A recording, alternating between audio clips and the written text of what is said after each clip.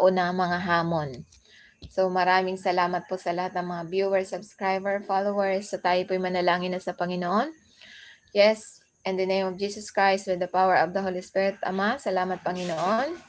Salamat sa pagpapaalala mo sa iyong kagalakan.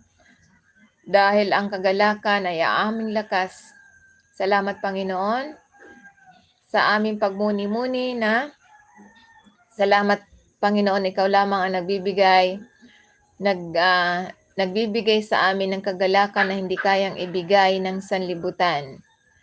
Katiyakan na hindi namin kailangan na maging malungkot. Kaya salamat Panginoon.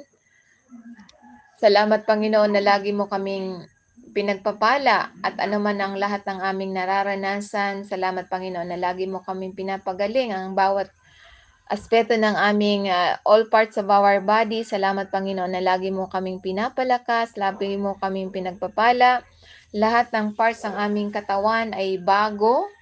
Binago mo ang aming puso, binago mo ang aming isip, binago mo ang aming nerve, bones, blood. Kaya ang lumalatay sa